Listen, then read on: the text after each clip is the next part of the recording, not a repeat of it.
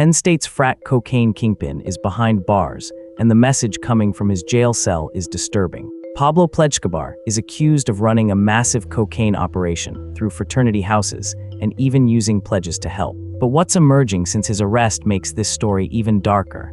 Let me catch you up. Let's start with the moment that made this whole story blow up.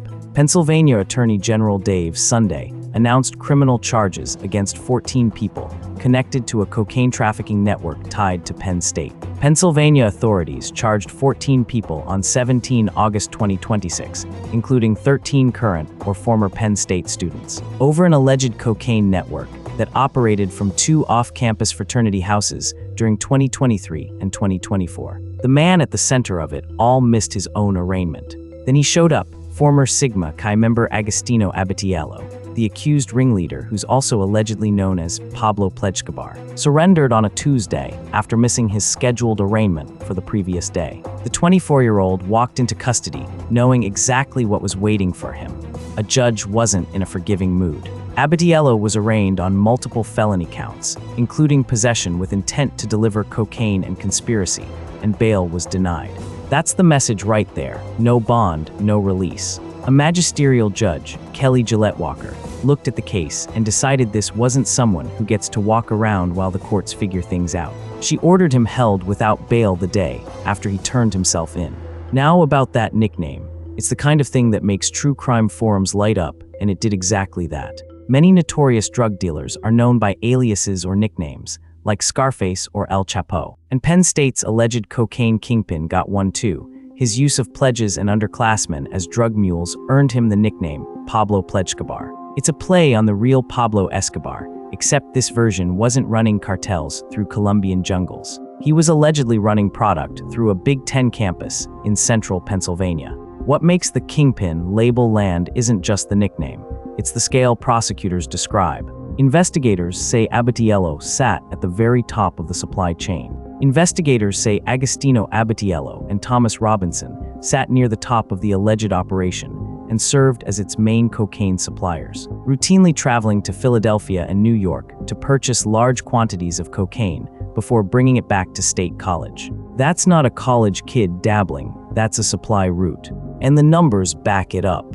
According to criminal complaints obtained by the Philadelphia Inquirer, Robinson told police after his arrest that he purchased cocaine from Abatiello, sometimes buying as much as a kilogram for approximately $22,000. And investigators eventually came to view Abatiello as one of the largest cocaine suppliers serving Penn State students. A kilogram at a time isn't party favors, that's wholesale. So when Abatiello turned himself in, the internet had already dubbed him the face of the whole operation. When the judge denied him bail, it confirmed how seriously the state was treating it. The disturbing part isn't just that he's behind bars. It's what the case reveals about how he allegedly got there and who he allegedly brought down with him.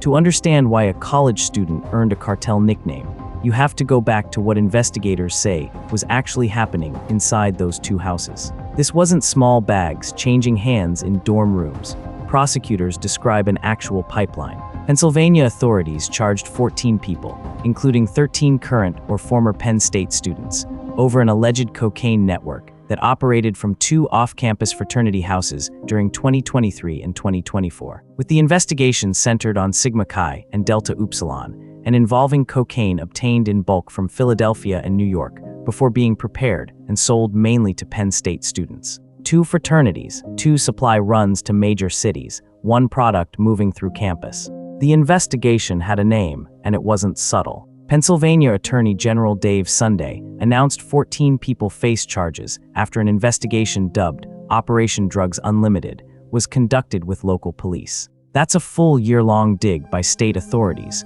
not a random tip that got lucky. Here's where it gets darker than your average campus drug bust. Investigators say the operation used the fraternity pledge process itself as a recruitment and training tool. Investigators uncovered evidence that cutting and bagging cocaine was allegedly used as a form of indoctrination for some pledges joining the fraternities, adding another potential hazing element to an already serious criminal case. Think about that for a second. Young guys showing up to rush week, hoping to make friends and find a place to belong, allegedly got handed cocaine to cut and bag as part of earning their letters.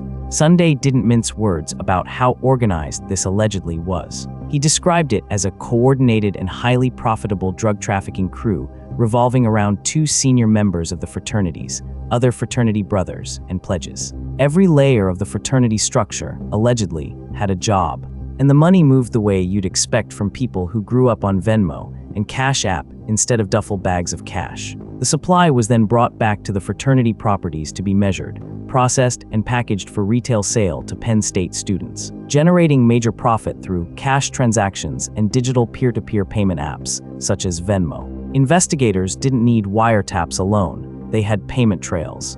The charges reflect exactly how prosecutors ranked everyone's alleged role. Abitiello and Robinson, alongside fellow defendants Mohammed Hurabi and Lars Ziepfat, face severe felony charges including corrupt organizations, criminal conspiracy, and dealing in proceeds of unlawful activity. Those are organized crime-style statutes, not simple possession charges. A 5th defendant, Robert Zanola, was charged with felony conspiracy and criminal use of a communication facility, while 8 others further down the chain face misdemeanor drug possession counts. Robinson wasn't just Abitiello's number 2 in the alleged operation, he became a story of his own. Back in December, before any of these 2026 charges existed, State College Police had already caught him once. In December 2024, State College Police arrested him after a search at Delta Upsilon uncovered cocaine, marijuana, prescription stimulants, cash, a handgun, and drug paraphernalia, according to the police affidavit. That earlier arrest turned out to be a preview of something much bigger. And then there's the twist nobody saw coming. A parent got dragged into it. Robinson's own father allegedly tried to protect him. The trafficking ring's accused second-in-command, Thomas Robinson, has the distinction of making his first big drug bust a family affair. His father, Paul, a Pittsburgh attorney, is facing felony charges for interfering with the investigation. Specifically, Robinson's father also faces charges for tampering with evidence and hindering the case by allegedly concealing a safe containing drugs and cash. A defense attorney by trade, allegedly caught trying to defend his own son the wrong way. The scope of who got swept up says a lot too.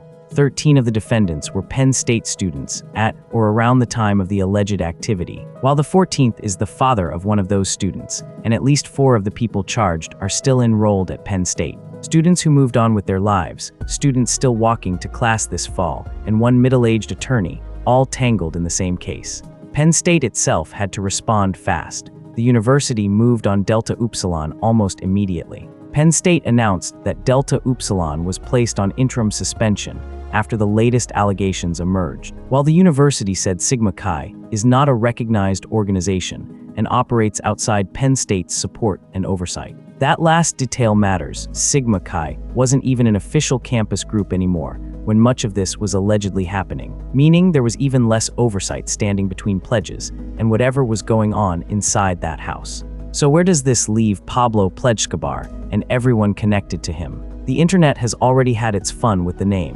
One ex-user summed up the mood best, saying they were simultaneously horrified by this story and cannot get over Pablo Plejkabar. That reaction, somewhere between disturbed and darkly amused, has followed the case since the moment it broke. But behind the Me-Mubble nickname is a young man who, by most accounts, wasn't some obvious criminal mastermind before any of this surfaced. Reporting on his background paints a picture that clashes hard with the Kingpin label. He was a Dean's List accounting major at Penn State who kept a blog talking about his passion for numbers and financial storytelling, and how he wanted to be at the forefront of the financial landscape. That's the same person prosecutors say was allegedly moving kilograms of cocaine through Fraternity Row.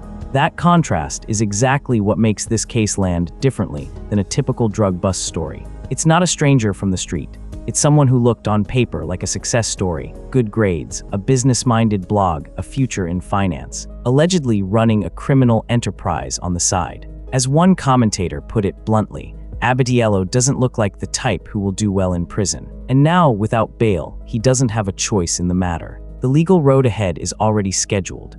Abitiello and several other defendants are due for preliminary hearings on 2 September. That's the next real test of the case. whether prosecutors can back up the felony charges with the evidence they say they've built over more than a year of investigating. And this almost certainly isn't over. Sunday made it clear the investigation is ongoing even after these 14 arrests. The new prosecution places that episode within a broader investigation into alleged cocaine trafficking, and the investigation remains active, with further charges possible. 14 names on a docket might not be the final count. The bigger picture here isn't really about a clever nickname or a Dean's List student gone wrong. It's about what allegedly happened to the pledges caught in the middle, kids who joined a fraternity expecting brotherhood and instead got handed a role in a drug operation as their initiation. That's the part of this story that doesn't get resolved on September 2nd or in any single hearing. Penn State students are back on campus this week, moving into dorms, starting classes, walking past the same fraternity houses now sitting empty under suspension. Whatever verdicts eventually come down for Abatiello, Robinson, and the rest, the disturbing message from that jail cell has already landed. A warning about exactly how far things can allegedly go when a pledge process gets weaponized, and how a Dean's List student can end up denied bail with a nickname borrowed from one of the most notorious drug lords in history.